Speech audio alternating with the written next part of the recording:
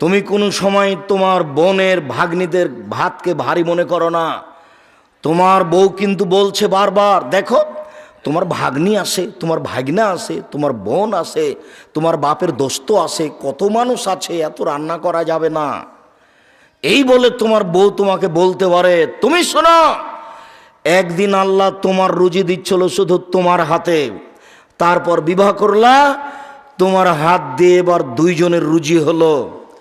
তোমার একটা ছেলে হলো, তোমার হাত দিয়ে তিনজনের রুজি হলো। একটা মেয়ে হলো, তোমার হাত দিয়ে চারজনের রুজি হলো। ভাগ্নে এসেছে, 5 জনের রুজি হলো। ভাগ্নি এসেছে, 6 জনের রুজি হলো। বোন এসেছে, 7 জনের রুজি হলো। ভগ্নিপতি এসেছে, 8 জনের রুজি হলো। তোমার হাত দিয়ে আল্লাহ ব্যবস্থা করছে, তুমি করো, আল্লাহ বরকত দিয়ে দিবে। তুমি বলে দিও, আব্বা আমার কাছে খাবেন, আম্মা আমার কাছে খাবেন, আমার ভাগ্নে আমার কাছে খাবে, ভাগ্নি আমার কাছে খাবে, বোন আমার কাছে খাবে, দোলা ভাই আমার কাছে খাবে, আমার বাপের যত আত্মীয় স্বজন আছে সব আমার কাছে খাবে। তুমি খাওয়াতে শুরু করো, তো তুমি 6 মাস পরে দেখবে তোমার টাকা পয়সা বেশি হয়ে গেছে, হবেই। এর নাম বরকত। মন সংকীর্ণ করো না। বহুদিন আগে বলেছি, তোমার বউকে হতে হবে তোমার মায়ের স্বভাবের। 150 চাউল রান্না করবা না কখনো ভুলেও। কতদিন বললাম, তোমার মা 3 কেজি চাউল রান্না করতো, ঢেঁকিতে ধান ভেঙে গরু ছাগলে খেত, মেহমানে খেত, ছেলে মেয়ে খেত। তোমরা 10 ভাই বোন ছিলে, তোমার বাপ মা ছিল, 2 জন কিষান কামলা ছিল। তোমার বাপের স্বভাব ছিল মসজিদ থেকে ফকির ধরে আনা। এসার সময়তে মসজিদ থেকে বের হচ্ছে, কোনোতে একজন মুরব্বী বসে আছে, জি কে আপনি? আমি মুসাফির, বাড়ি কোথায়? ফরিদপুর ভাঙা। দুপুরে রাতে খেয়েছেন? জি না, আমার সাথে চলেন। তো বাস, তোমার মা রেডি করে দিয়েছে খাওয়ার, কোনোদিন মন খারাপ করেনি। এখন জুদা হয়ে আছো, বউ নিয়ে 150 চাউল রান্না করেছ। তখন মুসাফির নিয়ে বাড়ি গেছো বাপের স্বভাবে, তখন বউ ঝাঁকে, বুঝো না তুমি 150 চাউল রান্না করেছি? হসু নাই, তোমার মেহমান নিয়ে চলে এসেছ, মেহমান বাইরে খাওয়াই নিয়ে পারোনি। এখন পরের দিন তুমি দেখতে পাচ্ছ ওই যে একটা লোক বসে আছে, চুপচাপ চলে যাচ্ছ, কিছু বলতে পারো না। ধাক্কা খেয়েছো কালকে যে। নীতি পরিবর্তন করতে হবে, স্বভাব পরিবর্তন করতে হবে আজকেই।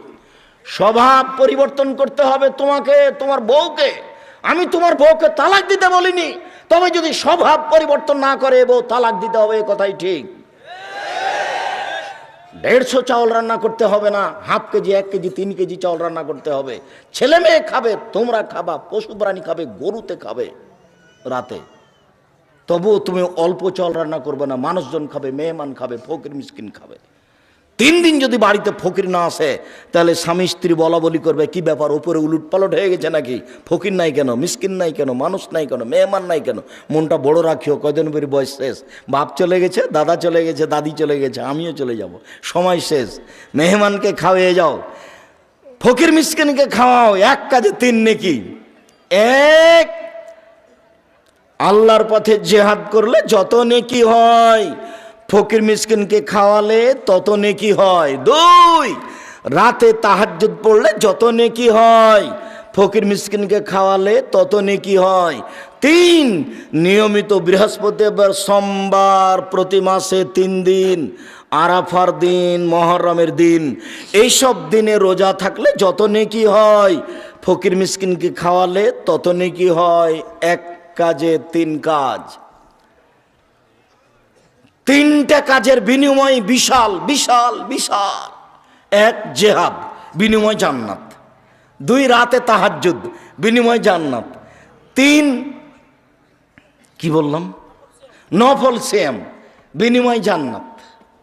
তো এই 3টার সমন্বয়ে 1 কাজ, কি বলেন তো?